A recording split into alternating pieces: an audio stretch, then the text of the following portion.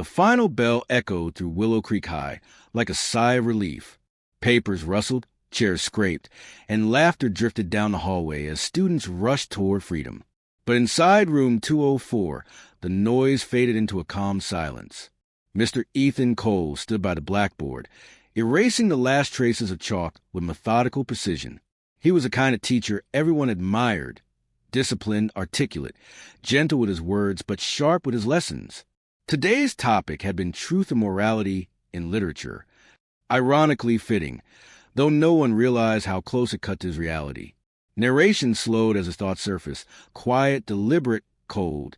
Truth, he told his class, was the hardest thing to face, yet the easiest to destroy. As he wiped the board clean, his reflection in the glass shimmered faintly, like a man split between two selves. "You always stay late, Mr. Cole," said a timid voice. Ethan turned. "Habit," he replied with a small smile. "A clean slate helps me think." The student lingered a second, then left. The door clicked shut, leaving him alone. Silence swelled, thick and uneasy. He moved toward his desk, straightening a stack of essays. Each red mark bled across the pages like tiny wounds. His hand trembled briefly, then steadied. On his phone, a message notification blinked. A photo of his family from months ago. Laura's bright smile. Their 2 kids laughing beside her. He stared for a long time before locking the screen. The narration deepened. Ethan Cole had learned long ago how to separate the teacher from the man beneath. The teacher inspired. The man concealed. Behind the lesson plans and polite nods, something dark simmered. A quiet rage, a hollow echo where remorse should have been. Outside, rain began to tap against the windows. The classroom lights flickered once, then steadied. His mind drifted backward to the night his family disappeared. He could still smell the lavender perfume Laura used to wear. Still hear the faint sob of his daughter when arguments grew too loud. He whispered into the empty room. "You said you'd never leave." The words hung in the air, unanswered. The narration followed him as he packed his briefcase. Each motion was slow, deliberate, almost ritualistic.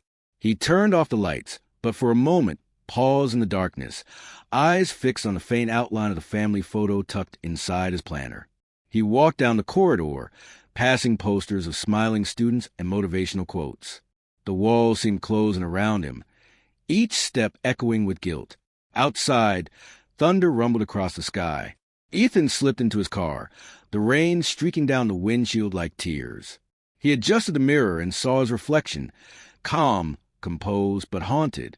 Somewhere deep inside, he already knew the life he was living was borrowed time. The truth was waiting, just beyond the next question someone dared to ask. And tomorrow, someone would. Morning sunlight poured through the classroom windows, washing the desks in pale gold. Ethan Cole arrived early, as he always did, coffee in hand, tie perfectly straight. His students trickled in one by one, greeting him with cheerful voices that felt distant, almost foreign. The storm from the night before had left the air crisp, but something in his chest still felt heavy, like the thunder hadn't left. He wrote honesty and perception on the board, his handwriting neat and deliberate. Today's lesson was about truth again, how people shape it, hide it, twist it. The irony didn't escape him. Each word he wrote felt like a quiet confession. "Morning, Mr. Cole," chirped a motherly voice from the doorway. It was Mrs. Albright, one of the school's most active parents, smiling as she walked in. Her daughter, Emma, was one of Ethan's top students. "I wanted to thank you," she said, handing him a plate of cookies. "Emma says your class has changed how she sees books and life, honestly." "That's kind of her," Ethan replied smoothly. "She's a bright girl." Mrs. Albright smiled, then added casually, "I hope your wife's doing better. Haven't seen her at the last few events." The air thinned. For a fraction of a second, Ethan froze, eyes locked on hers. His smile held, but barely. "She's fine," he said, voice tightening slightly. "Busy with family back home." A flicker of confusion passed across Mrs. Albright's face. "Oh, I thought your family lived here in town." He let out a short laugh, too controlled to be natural. "Right. No, they're away for a while." visiting her sister. She nodded politely, though her smile faltered. Something in his tone didn't feel right. As she left, Ethan's expression dissolved. The smile faded completely, leaving only a blank, haunted stare. He sat at his desk, tapping his fingers against the surface, trying to steady his breathing. The narration crawled into his mind, whispering the truth he refused to say aloud. They weren't away. They were gone. A faint smell of chalk dust and floor polish filled the room. He caught his reflection again in the window glass, his face pale, drawn, almost hollow. His lips twitched as though trying to remember how to form a genuine smile. Then came the flashback, brief, broken, painful. Laura's voice echoed in his memory, sharp and trembling. "Ethan, please stop. You're scaring them. You don't get to walk away from this family."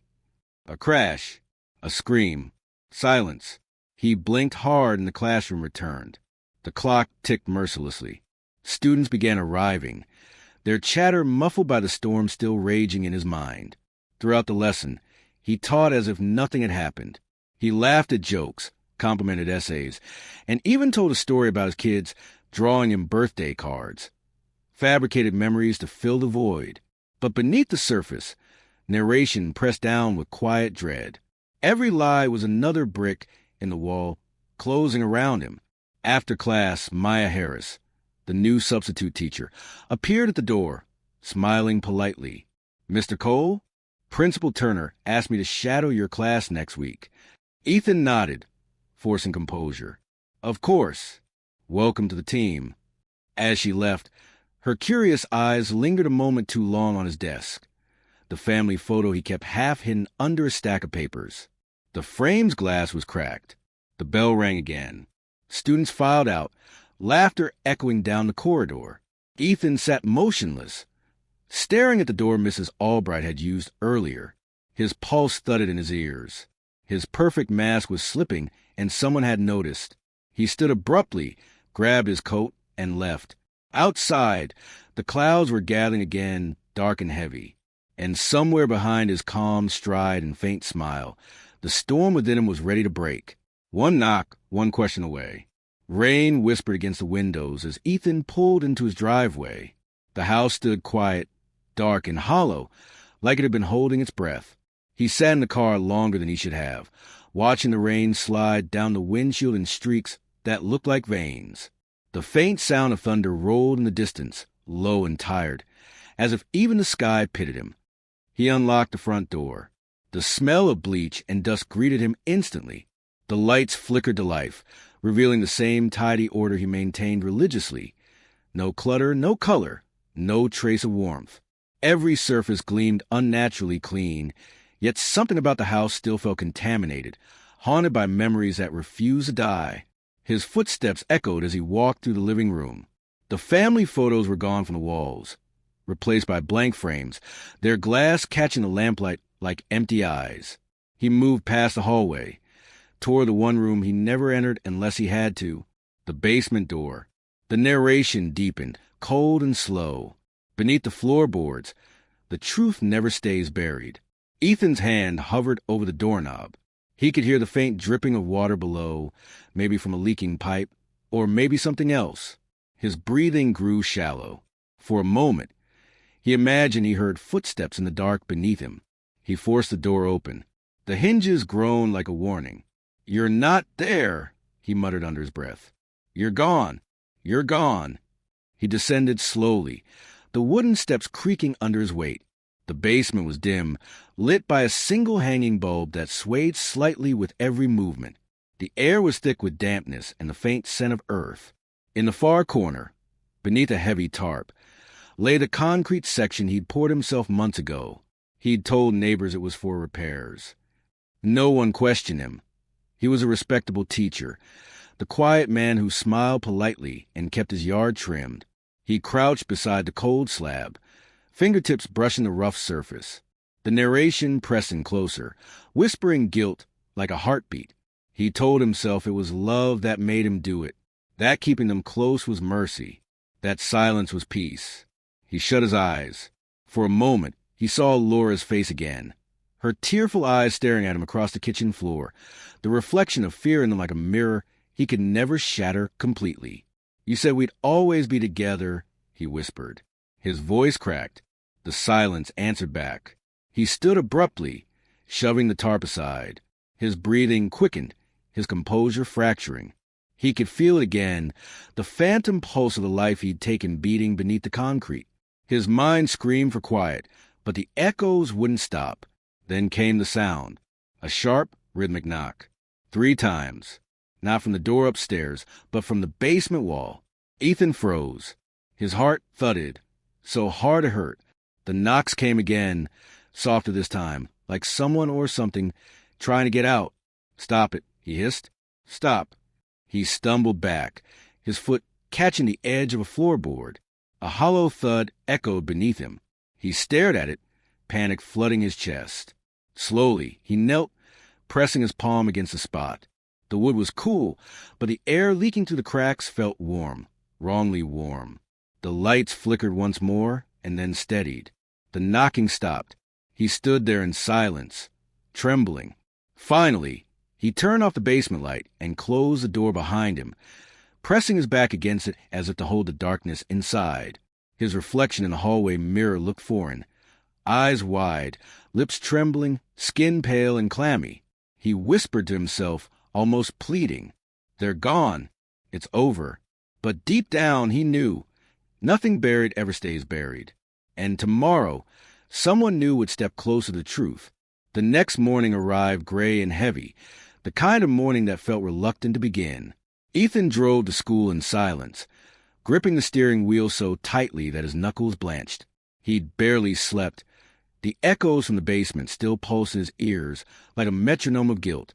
The air felt thicker than usual, every breath tainted with dread he couldn't name aloud. When he entered the classroom, he found Principal Turner speaking with a young woman beside the desk. She turned as he approached, her smile bright but cautious. "Mr. Cole, this is Ms. Maya Harris," the principal said warmly. "She'll be shadowing you for a few weeks. Fresh from grad school, top of her class." Ethan forced a polite grin. "Welcome aboard." "Thank you," she replied. "I've heard great things about you." The words made his stomach twist. Compliments used to reassure him. Now they only deepened the guilt that lived beneath his ribs. The narration lingered on Maya's presence. She wasn't like other teachers. Her gaze was direct, perceptive, almost analytical. She seemed to observe rather than merely look. It made Ethan uneasy. He sensed that she didn't just see him. She was studying him. Classes passed in quiet rhythm. Maya took notes at the back of the room, occasionally smiling when students laughed. Her laughter, soft and melodic, made Ethan's chest tighten for reasons he couldn't understand. For a moment, he imagined Laura standing there, alive, watching him from the back of the room, judging, waiting. He shook the thought away and focused on the lesson. "Literature," he said aloud, "is a reflection of what we refuse to say." Maya tilted her head slightly. "Then what do you think your favorite story says about you, Mr. Cole?" Her question caught him off guard. The students looked up, waiting. He hesitated. "That truth," he finally said, voice low, "isn't always good for us." The class fell silent. Maya's eyes lingered on him, curious but sympathetic, as if she could sense the fracture beneath his calm. When the bell rang, students filed out, leaving the 2 teachers alone. Maya gathered her notes, smiling faintly. "You have an interesting way of teaching," she said. "It's almost personal." Ethan replied carefully, "I believe lessons mean more when they come from experience." "That's what I thought," she murmured. "You teach guilt like you met it before." The line hit him like a quiet gunshot. He tried to respond, but his throat tightened. Before he could speak, Principal Turner appeared at the door, calling her away. As the narration followed Ethan's gaze, Maya's footsteps echoed down the hall, fading into distance. Her words clung to him, replaying again and again, "You teach guilt like you've met it before." He sat alone in the now empty room. The afternoon sunlight filtered through the blinds, striping his face in alternating bands of light and shadow, like bars. His reflection in the window looked like a prisoner already sentenced by his own mind. On his desk lay his planner. The cracked family photo slipped from between the pages, landing face down. When he picked it up, he noticed something odd, the corner of a small, leather-bound notebook tucked beneath it. He didn't remember leaving it there. As his fingers brushed the cover, his pulse quickened. Laura's handwriting peeked faintly from the edge. For the first time in months, Ethan whispered her name. "Laura." He stared at the notebook, dread blooming like ink in water. The truth he'd buried under concrete might have just resurfaced on paper. The house greeted him in silence again that evening.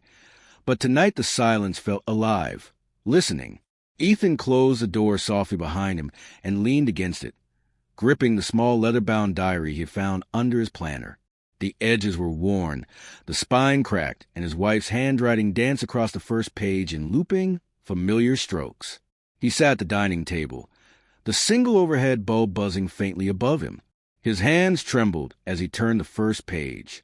The narration sank deep into his chest, heavy and suffocating. He shouldn't read it, but he couldn't stop himself. April 2nd. Ethan's been distant again. I keep telling myself it's just stress, but his eyes don't look like his anymore. He exhaled slowly. Each entry pulled him further into a world he'd once controlled, now turned against him. April 10th. The children notice it too. They're scared when he gets quiet. I'm scared when he smiles. The words bled through the paper, as though even the ink feared what was recording. His pulse quickened. He could hear his own breathing echo in the empty room, uneven and shallow. He turned another page, and there it was, the truth he had buried deeper than the bodies themselves. April 23rd. I met someone. His name is Daniel. He listens. He sees me. I don't know how to tell Ethan, but I can't live like this anymore. A sharp, strangled sound escaped his throat. He pushed the chair back, so suddenly it scraped the floor with a shriek. "Daniel," he muttered, you met someone, Laura?"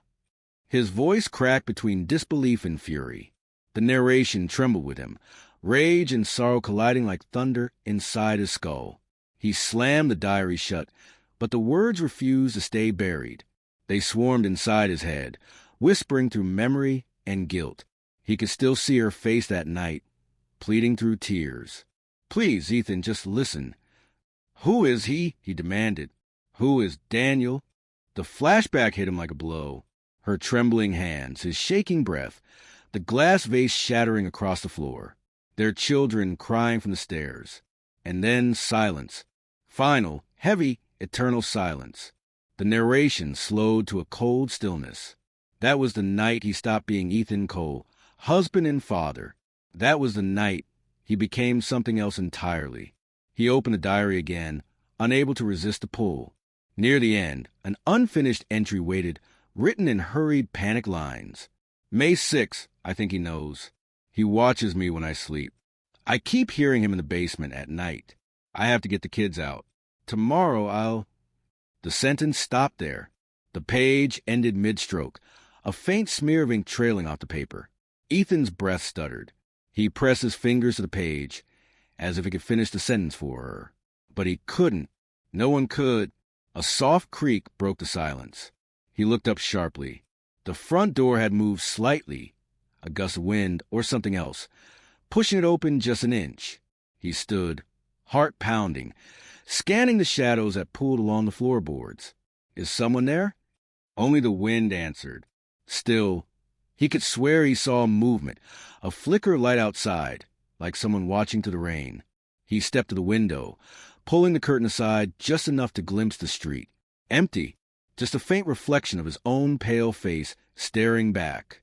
Then he noticed a small red light blinking faintly near the edge of his fence. It wasn't a reflection. It was a lens, a camera. The narration thickened with dread. Someone was watching the house. Someone had been recording. He turned away from the window, clutching the diary against his chest. The storm outside was building, the thunder rolling closer. His voice dropped to a whisper, trembling with realization. It's starting again. He looked down at the diary one last time. Laura's final unfinished words glared back at him like an open wound. Tomorrow I'll... The rest lost forever, buried beneath the floorboards and the lies. And outside, a camera kept blinking in the rain.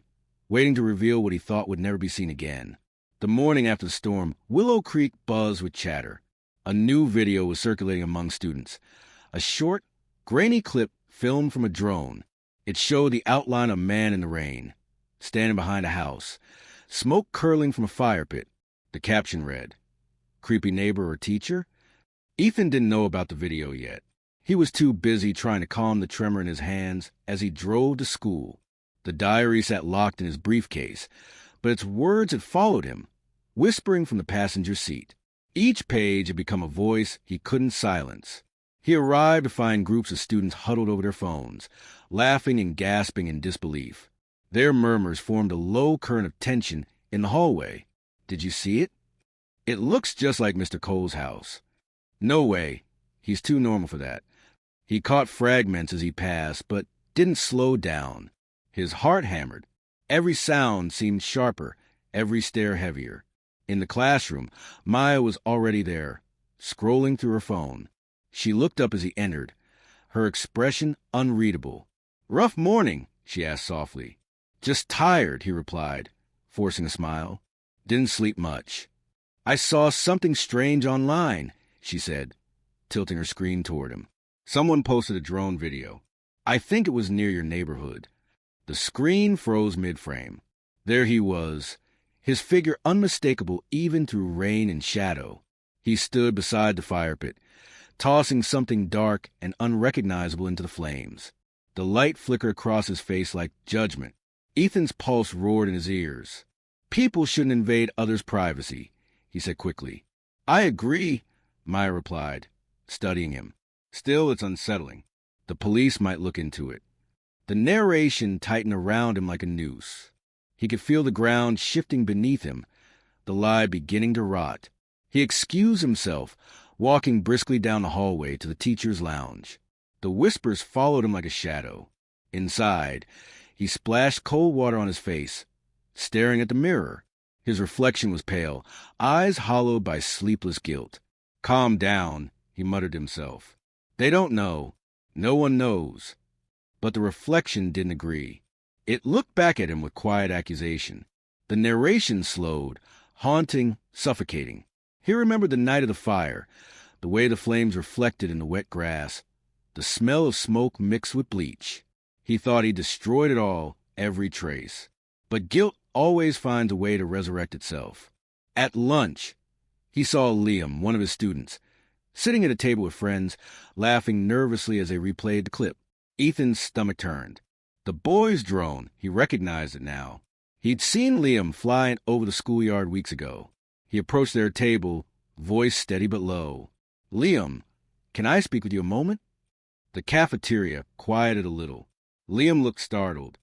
Sure, Mr. Cole." In the empty hallway, Ethan forced a smile.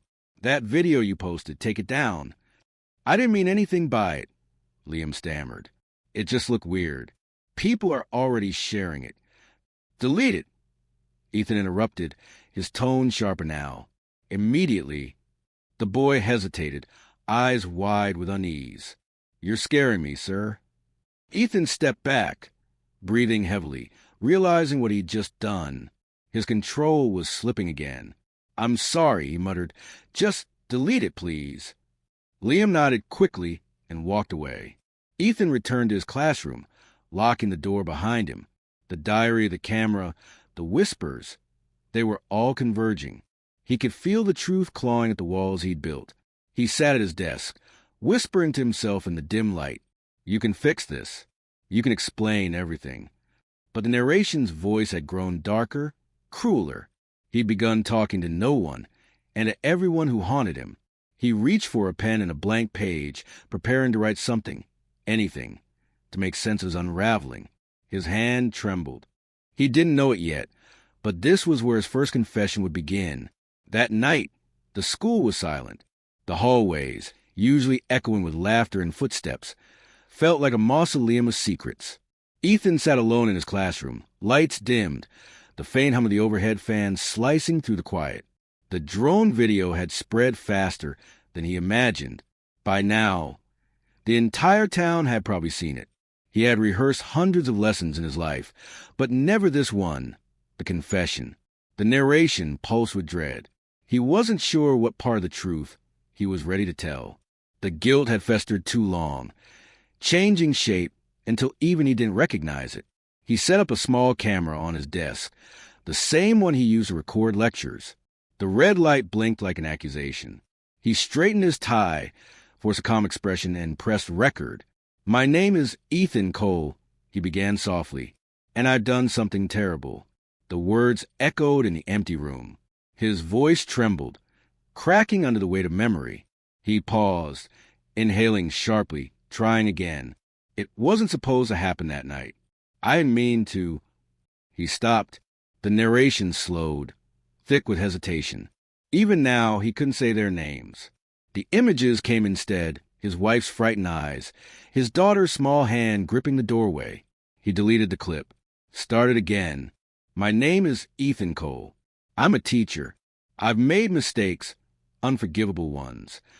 He stared at the lens, searching for courage he no longer had. He tried to sound remorseful, human, but it all felt staged, too practiced, too hollow. "No one will believe me," he whispered. "They'll think I'm a monster." But maybe he was. The narration bled with self-loathing. He'd spent years teaching children the difference between right and wrong, between truth and deceit, and now he was drowning in both. He turned off the camera. The silence that followed was deafening.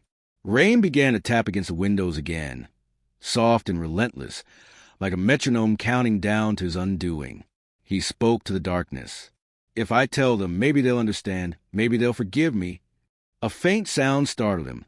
Footsteps echoing down the corridor. He froze. The description tightened. Fluorescent light flickered from the hallway. The handle of the classroom door twitched slightly, then went still. A moment of breathless quiet passed before the footsteps faded away. Ethan exhaled slowly, the tension leaving him in shaky bursts. He locked the door and sank to the floor, back against the wall. He imagined how it would go, the interrogation, the handcuffs, the headlines. He saw the detective's eyes studying him, searching for remorse. But what terrified him most wasn't punishment. It was exposure. Every mask he'd ever worn would finally shatter. He wiped his face, stood, and approached the mirror near the storage cabinet. His reflection looked foreign, drained. "You can fix this," he told it again. "You can still be the teacher, not the killer." But even his reflection didn't seem convinced. He picked up his briefcase, shoving the diary and flash drive inside. Tomorrow, he decided, he would go to the police station. He'd tell them what happened, or at least what he could bear to say. He switched off the lights and stepped into the hallway. The echo of his footsteps followed him like ghosts whispering his name. Outside, thunder rolled in the distance. Somewhere across town, a car engine started. Unbeknownst to Ethan, it wasn't just his conscience closing in now. Someone else had begun watching him, and by morning, that someone would knock on his door. The morning began too quietly. A pale fog rolled across Willow Creek, like smoke, clinging to the roofs and playgrounds. Ethan sat at his kitchen table, staring into a cup of untouched coffee. The steam had long faded, leaving only a thin film on the surface. Still empty and cold. He hadn't slept. Every sound the house made felt amplified. The creak of the floorboards, the ticking clock, the soft hum of the refrigerator. They all pulsed with the rhythm of guilt. Then came the knock. 3 sharp, deliberate raps at the door. Ethan froze. The narration darkened. He had expected this moment, rehearsed it even, but not so soon, not when his confession still sat half-formed on a flash drive. He opened the door to find a man in a gray trench coat, standing beneath the porch light. His expression was neutral, but his eyes were the kind that had seen too much. "Mr. Ethan Cole?" "Yes," Ethan answered, forcing his voice steady. "Detective Marcus Hale, Willow Creek Police Department. Mind if I come in?" Ethan hesitated for a moment, then stepped aside. "Of course. Can I offer you coffee?" "No, thank you." The detective moved with quiet precision, scanning the room as if memorizing it. His notepad remained closed in his hand, but his mind was already taking notes. The description sharpened. The living room smelled faintly of rain and old wood. Books lined the shelves in careful order. Nothing seemed out of place, and that was what made it unsettling. Marcus sat across from him, folding his hands. "I'll get right to it," he said calmly. "There's been talk. A video circulating online. Someone thought they recognized you in it." Ethan's throat tightened. "A video?" "Yes. A drone clip taken near your property. Someone burning something in the rain. You're not in trouble yet, but we're verifying leads." The detective's gaze lingered, unblinking. "Mind telling me what you were doing that night?" Ethan swallowed hard. "I was cleaning the backyard, burning old lesson plans and papers. I didn't know drones were spying on teachers now." Marcus offered a faint smile that didn't reach his eyes. "People record everything these days. Makes it harder to hide mistakes." The words cut deeper than they should have. Ethan nodded, forcing a small laugh. "I guess it does." Silence stretched between them like a wire pulled too tight. The narration softened but remained tense. Marcus Hale had a way of speaking that wasn't about words. It was about pauses. He let guilt fill the empty spaces. Finally, Marcus leaned forward slightly. "You were a family man once, weren't you? I remember the news. The fire, the tragedy." Ethan's breath caught. "Yes," he said quietly. "Years ago." "I'm sorry for your loss," the detective murmured. "It must be hard, carrying that kind of memory." For a fleeting moment, something almost kind flickered in the detective's eyes. Empathy, perhaps. But beneath it, Ethan sensed calculation. He tried to steady his voice. "You think that video means something?" Marcus shrugged. "I think everything means something. Especially when someone starts looking nervous before I even ask a question." Ethan stood abruptly. "I have to get to school soon." The detective rose too, buttoning his coat. "Of course. I'll be in touch, Mr. Cole." At the door, Marcus paused. "Oh, and one more thing. If you do remember anything about that night, anything at all, don't wait too long to tell the truth. Time has a way of making liars of us all." Ethan closed the door behind him, heart pounding. He leaned against the wall, sliding down until he sat on the cold floor. The narration whispered like a storm. He had survived the first visit, but he knew it was only the beginning. The detective's eyes had seen through the cracks, the same cracks Ethan had been pretending weren't there. He looked toward the briefcase on the table, the diary inside, the flash drive beside it. Everything was starting to unravel. By evening, even his reflection wouldn't look at him the same way. And that was when the first real crack appeared. The next morning, Ethan arrived at Willow Creek High earlier than usual. The halls were quiet, the kind of silence that hums with judgment. He unlocked his classroom and sat at his desk, staring at the empty rows of chairs that would soon be filled with faces. Faces that trusted him, admired him, believed he was good. He used to love mornings like this. The smell of chalk, the faint echo of sneakers in the hallway, the anticipation before the first bell. But today, it all felt suffocating. Every sound seemed to accuse him. He replayed the conversation with Detective Hale in his mind, over and over. Time has a way of making liars of us all. The words had nested themselves in his thoughts like hooks. By the time the students arrived, Ethan was pale and restless. He forced a smile. "Good morning, everyone. Let's begin with yesterday's notes." The narration deepened. He tried to sound normal, but his voice trembled at the edges. Every question, every glance from his students felt loaded, as if they knew what he'd done, as if the walls themselves had whispered his secret. Maya noticed first. She'd been quiet all week, her eyes always studying him. "Mr. Cole?" she asked softly. "Are you okay?" He looked up too fast. "I'm fine," he said. "Why wouldn't I be? You just seem different, distant." He chuckled awkwardly. "I suppose we all have bad days." The class went on, but his hands shook as he wrote on the board. The chalk snapped in half. The sound startled everyone. A few students laughed nervously. "It's fine," Ethan muttered, kneeling to pick up the pieces. But his breath came short, uneven. Too fast. The description sharpened. The sunlight spilling through the blind seemed harsher than usual, slicing across his face in uneven bars. Sweat gathered at his temples. His reflection in the glass of the whiteboard looked pale, ghostly. He turned to face the students and froze. For just a second, he thought he saw his daughter sitting in the third row. Same braid, same curious eyes. But when he blinked, it was only Lily, the quiet one who always sat near the window. The room tilted. His pulse pounded his ears. "Mr. Cole?"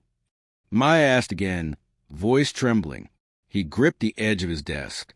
Let's take a break," he whispered. The narration cracked open. He could feel the walls closing in, the air thick with guilt and ghosts. Every lesson he had ever taught about honesty felt like a cruel joke now. Someone whispered from the back, "He's freaking out." Another student laughed. Maybe he's going viral again. The laughter hit him like glass shattering. He slammed his hand on the desk. "Enough!" The class fell silent. His voice echoed down the corridor. Ethan closed his eyes, trying to steady his breathing. "I'm sorry," he murmured. "Just please, quiet." A tear slipped down his cheek before he could stop it. "Mr. Cole," Maya said gently, "you don't have to pretend everything's fine. You can talk to someone." He looked at her, really looked at her, and saw the concern in her eyes. For a moment, he wished he could tell her everything. "It's not what you think," he said quietly. "I just made mistakes I can't undo." The bell rang, merciful and cruel. The students gathered their things quickly, whispering as they left. Only Maya lingered by the door. "Sometimes," she said softly, "the truth doesn't destroy you. The hiding does." Then she was gone. The narration slowed, heavy with despair. He stood alone in the classroom, surrounded by silence and chalk dust. His hands trembled. The lesson plan on the desk blurred as tears hit the paper. He sat down, head in his hands. For the first time, he didn't know if he was a teacher or the cautionary tale. Through the window, the gray clouds thickened. Somewhere in the hallway, Detective Hale's voice echoed faintly, asking the principal for him by name. Ethan didn't move. He just whispered to himself, "It's all falling apart." And it was. The rain came again that night, hard and merciless, drumming against the roof of Ethan's home like 1,000 accusing hands. He sat in his car for nearly 10 minutes before going inside, staring at the dim outline of the house through the windshield. Every corner of it held memories he'd buried, literally and otherwise. He'd told himself he'd never go back down there. But guilt doesn't honor promises. When he finally stepped inside, the smell hit him first. Damp wood, mildew, and something older, heavier, like time itself had soured. The lights flickered once, then steadied. He walked to the basement door and stood before it, key trembling in his hand. He had built that basement himself. The narration whispered. A place to store the past, to hide the parts of himself he couldn't destroy. He unlocked the door. It creaked open with a sigh, as if the house itself resented him. The air below was cold, thick, still. The steps groaned beneath his weight. Shadows pooled in the corners like ink. He reached the bottom and stopped. The old concrete floor was cracked, water seeping through tiny fissures. His eyes caught on the spot beneath the workbench, the place he'd avoided for years. The boards were uneven now, the ground slightly raised from moisture and time. And then he saw it, something pale jutting through the soil. Not a bone, not yet, just a hint of cloth, frayed and discolored. But he knew. Ethan dropped his knees, trembling. "No, no, no, please," he whispered. He dug with his hands, clawing through the dirt until his fingers hit something solid. The description thickened. The smell rose like a wave, sweet, foul, unforgettable. The smell of death trying to speak again. He stumbled back, gasping, his palms covered in mud. "I buried it all," he said aloud, shaking. "I burned the rest. How is it still here?" The house creaked above him. For a moment, he thought he heard footsteps. "Is someone there?" he called out, his voice echoing through the stairwell. No answer, only the steady patter of rain against the windows. The narration slowed, almost whispering. Guilt had a way of reshaping reality. Maybe this wasn't discovery. Maybe it was reckoning. He took a flashlight from the shelf and pointed it toward the disturbed patch of ground. That's when he saw the edge of something metallic glint beneath the dirt. It wasn't a weapon. It was a camera lens. Buried, pointing up. Ethan froze. His breath hitched. "No!" he whispered again, stepping closer. "That's not possible." The camera was small, like one from a security system or a phone, embedded in the soil as if someone had hidden it there deliberately.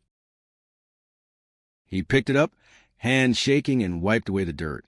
The lens cracked slightly, but the small red light still blinked once before dying.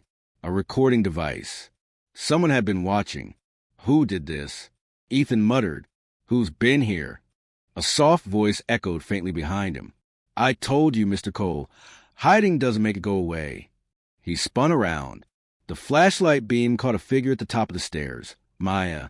Her face pale, drenched from the rain. "Maya, what are you doing here?" "You left your car door open," she said quietly. "I came to check. And then I heard you." Her eyes shifted to the disturbed ground. "What's that?" Ethan's voice cracked. "You shouldn't be here." "Mr. Cole, what did you do?" The narration turned fevered. Every word she spoke was a blade slicing through the last thin veil of his sanity. The secret, the guilt, the years of pretending, all of it collapsed under her gaze. He dropped the flashlight. The beam spun wildly, splashing light across the basement walls, until it stopped on a frame near the stairs. A family photo. His wife, his daughter, smiling. But beneath the glass, water had seeped in, warping their faces until they looked like strangers. Maya took a step back. "I'm calling the police." "Don't," he pleaded, voice breaking. "Please, you don't understand." She turned and ran up the stairs, the door slamming behind her. Ethan stood in the dark, chest heaving. The old house groaned again, as if sighing in relief that the truth was finally clawing its way to the surface. He looked down at the dirt, at the buried lens, at the ghost of what he'd tried to erase. And for the first time, he realized he hadn't buried his secret deep enough. The next morning arrived gray and heavy, the kind of sky that pressed down on the world like a punishment. Ethan hadn't slept. He sat in his car outside Willow Creek High, staring at the building as if it might collapse under the weight of what was coming. Maya hadn't answered his calls. He'd left messages, apologies, explanations, pleas, but the silence on the other end told him everything. She'd gone to the police.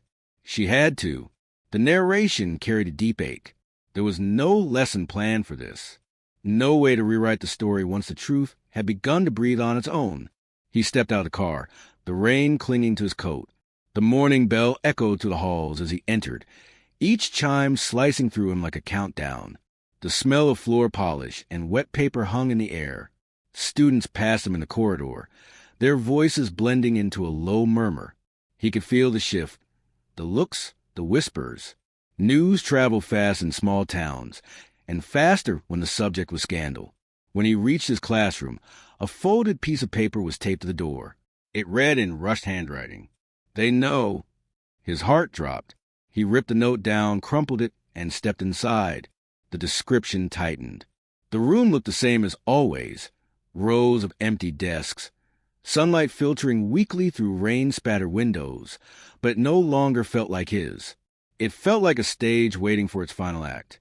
He sat behind his desk and stared at the clock. 8:42 a.m. The second hand moved with cruel precision. A knock came at the door. Detective Hale stepped in, his coat damp, expression unreadable. Behind him stood the principal, pale and nervous. "Mr. Cole," Hale said, "we need to speak privately." Ethan nodded slowly. "I suppose you do." The principal lingered in the doorway. "Should I?" "It's fine," Hale interrupted. "We won't be long." They entered the room, shutting the door. The ticking clock grew louder. "We searched your property early this morning," Hale began. "Found something in the basement you might want to explain." Ethan's voice was barely a whisper. "You found her." "We found them," Hale corrected gently. "Your wife and daughter. And something else, a camera buried with them. Looks like someone recorded the night it happened." Ethan's knees weakened. He gripped the edge of his desk. "I didn't mean for it to happen. It was an argument. It went too far. I panicked. You buried them, Ethan. You tried to erase them." He nodded, tears streaming freely now. "I thought if I could bury the evidence, I could bury the guilt too." The narration thickened, heavy with confession. He'd been rehearsing this moment for months without realizing it.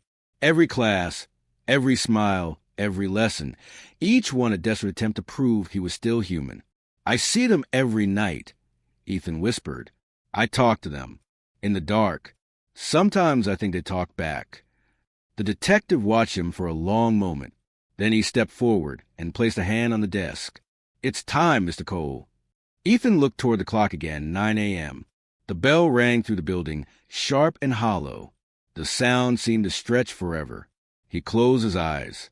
"The final bell," he murmured. "Fitting, isn't it?" Hale removed his handcuffs, their metal glinting in the weak light. "Let's go." Ethan stood, shoulders trembling but posture strangely calm. "Do me one favor," he said softly. "Tell my students the lesson was never about literature." "What was it about then?" Hale asked. He gave a faint, broken smile. "Consequences." They walked out together.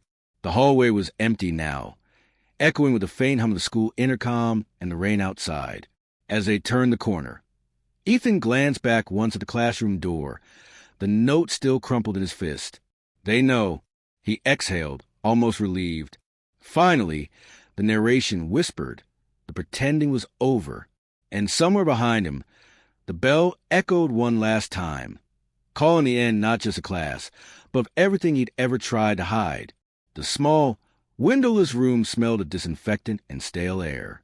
A single camera watched in the corner, its red light blinking steadily, capturing every breath, every tremor. Ethan sat in the metal chair across from the table, hands cuffed, wrists raw. The echo of the final bell still pulsed in his ears.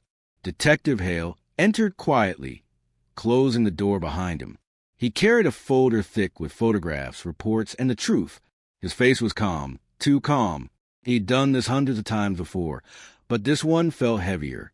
"You know how this works," Hale said, sitting down. "We're recording. Everything you say is on the record." Ethan nodded slowly. "I don't have much left to hide." The narration pressed close. He looked smaller than before, deflated. The mask that had once passed for normalcy had cracked completely. Now there was only exhaustion, regret, and a faint, dying echo of a man who once taught morality to children. Hale opened the folder and spread out the photographs. The basement, the bodies, the camera lens buried in the dirt. "Let's start with the night of the fire," Hale said. "You told paramedics your wife and daughter were trapped inside. But what really happened?" Ethan stared at the pictures. His mouth trembled before the words came. "We argued about my job, my temper, the long hours. She wanted to leave, take Lily with her. I snapped." He swallowed hard. "I didn't mean to, God, I didn't mean to." "And your daughter?" Hale's tone softened but stayed steady. Ethan's eyes filled with tears. "She came downstairs. She saw everything. I panicked. I couldn't let her." He choked on the words. "It wasn't supposed to end like that." The description sharpened. Hale watched him carefully. The light from the overhead bulb carved deep shadows across Ethan's face, accentuating every wrinkle of guilt. His hands trembled, fingers twitching as if still digging through that cursed dirt. Hale leaned back. "Afterward, you set the fire. You made it look like an accident." Ethan nodded weakly. "I thought the fire would take everything. But the flames didn't burn away the truth. They branded it into me." He laughed softly, a hollow, broken sound. "You ever teach, detective? You ever stand in front of a room full of kids and tell them that every choice has a consequence?" "I teach in my own way," Hale replied. Ethan looked up, his eyes glassy. "Then you know what irony feels like." The narration deepened. For the first time, there was no denial in his voice, just resignation. The quiet collapse of a man who'd finally run out of lies to tell himself. Hale closed the folder. "Why the camera, Ethan?" "Who buried it?" Ethan hesitated. "It wasn't me. I think she did." "Your wife?" He nodded faintly. "Before that night. Maybe she knew. Maybe she recorded everything, just in case." Hale studied him. "And you think she wanted you to find it?" "I think she wanted the truth to find me," Ethan whispered. Silence stretched, thick and unrelenting. Outside, thunder rolled again, like an echo of the night he'd tried to erase. Hale finally stood. "We'll transfer you tomorrow. The DA will likely pursue full charges. 2 counts of homicide, obstruction, and arson." Ethan didn't react. "Do you believe in redemption, detective?" Hale paused at the door.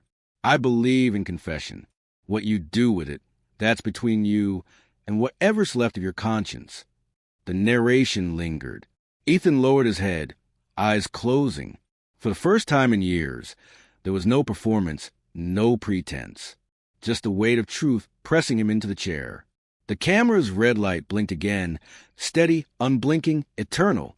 The room filled with its soft hum, a mechanical heartbeat recording the end of a story. When Hale left, Ethan looked up at the lens. "Tell them," he whispered. "Tell them I was human once." The recording light flickered once more before going dark. And somewhere beyond the interrogation room, the world was already writing the next headline.